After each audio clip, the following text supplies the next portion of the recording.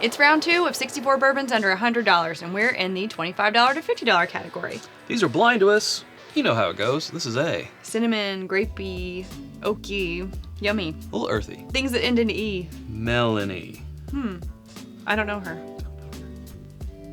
Oh, better from the nose that I was getting. It's not exactly what I was expecting from the nose. Yeah. But I like that spice sticks there. There's a weird, peppery, dusty thing on the finish. But I like the oak. A little perception of age. Still some berry coming through. Yes. Yeah, a little Interesting. fruity. I'm intrigued. Me too. But what about Bourbon B? Oh, that's nice too. This has more dark barrel wood. sugars. Yes. Yeah, Yes. more wood. A little bit of toasted marshmallow. I don't know. More sugary, not in a overly sugary way, but yeah, oak, sugars. A little bit of Pretty vanilla. good. I like Yep. it. Oh no. Oh, dang This it. is going to be difficult. There's almost, you get that a little bit of vintage twang in there. It's nice. I like Yeah. it. I like them both. I can't pick them both. No. I don't want to lose one. Back to A. Nose I would give to B. I agree. Okay. Coming off of B, this one's a little bit more muted. I feel like, yeah, B has a little bit more presence Yeah. Okay. in the mouth department. Some presents in the mouth department. Interesting. Okay, I haven't heard that one before. Been doing this for a while and I've not heard that one before. Just trying to keep it interesting. Okay, I do like A, but the finish on B also goes on for longer. It does. I don't know if it's higher proof or not. I'm really not getting that much of a difference between the two of them, but it just has more presence in the mouth department. A little bit better mouth feel. It concentrates a lot on the oak, I feel like, in the same way that A does, but it's also giving more that fruit and just a little bit better barrel characteristic maybe.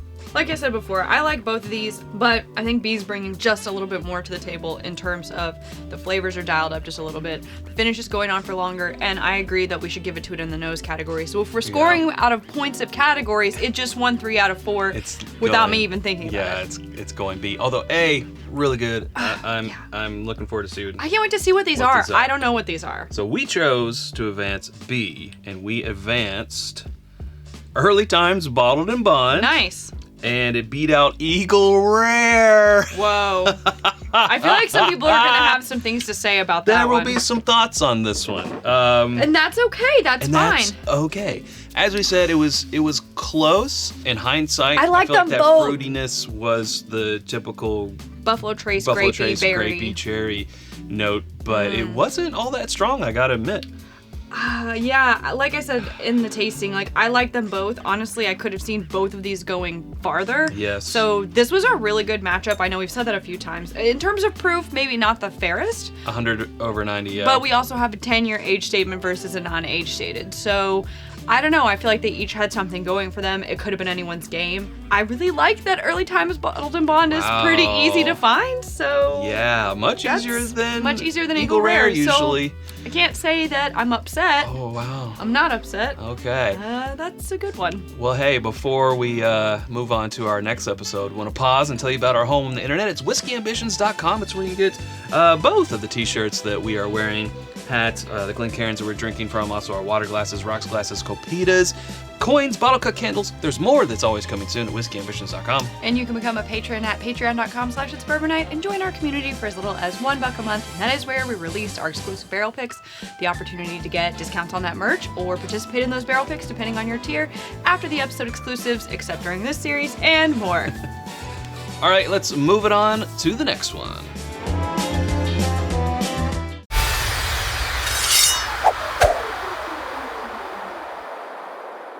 Okay, we got these poured up. It's round 2, episode 2, but all in one episode. 25 to 50, part 2, whatever, Yeah, you know. however we're doing it. That's how we're doing it now. Second matchup of round 2. That's how we're doing it. You follow. This is a nutty bananas. Is that right? I literally smelled correct? it and I was like, smells like Brown Foreman. I don't know what that is. Again, I've been trying to not look at the bracket because I don't want to remember. Yeah, like a caramely banana nut it's bread. Banana, peanut butter and banana toast. Oh, peanut butter and banana sandwich with some honey. That sounds really good. Okay, That's what I this always is. get hungry. All right. More More peanut wood. butter Oh. than banana.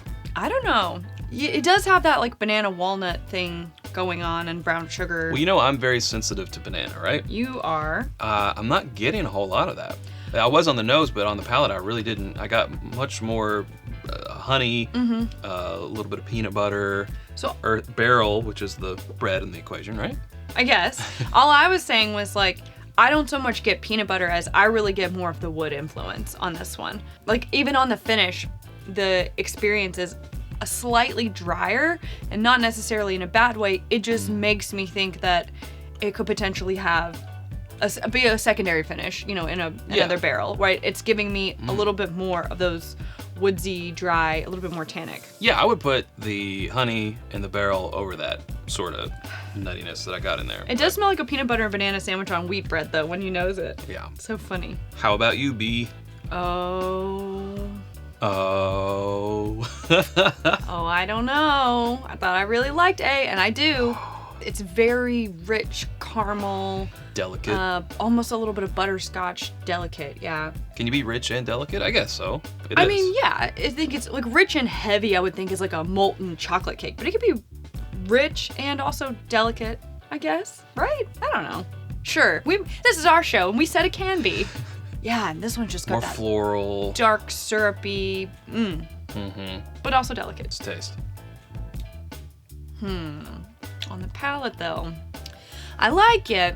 Sort of left me wanting a little bit more. It has an interesting, earthy. It's like those dark wood sugars, but it also goes. It's a little vegetal. Earthy, a little bit vegetal, a little bit of coffee, and like dark char notes. I can see that on the finish. Also a little bit dry towards the finish. Yeah, I'm sort of picking that up as age, perception of age. I have no idea, but It's also giving me like super, super dark, bitter chocolate. it is a little dry. Yes, you're right.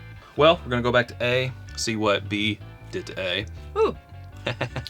Well, A is not helping B because A has got a lot more there. I feel it a lot more on the tongue, the side cheeks, a little bit in the chest. I don't know that I agree that A has a lot more. I just think they're very different ends of the spectrum. It's more upfront about it. B is definitely more delicate, more nuanced.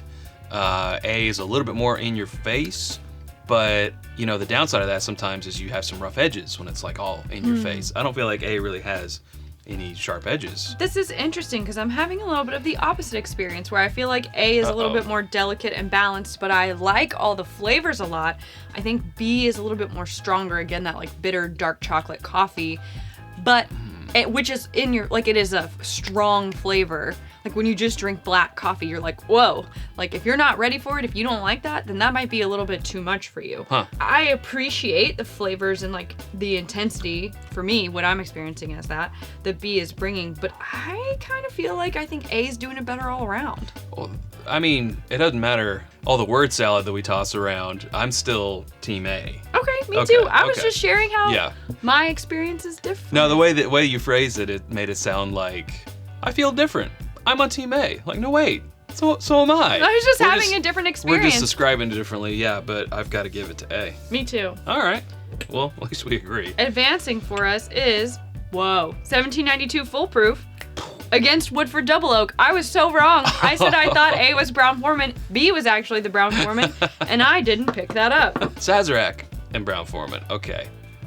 Which is so weird because you said banana, but actually I forgot that we do sometimes say banana on 1792. On 1792, yeah. Forgot that. Don't forget. Don't get tricked. I know that I have said like dark coffee. We've said barbecue on Woodford Double Oak before. Like I did get a little bit of the different espresso. On B espresso. After I went back, but what I did not pick up was the 90.4, 90.2, whatever Woodford is against the 125. This did not.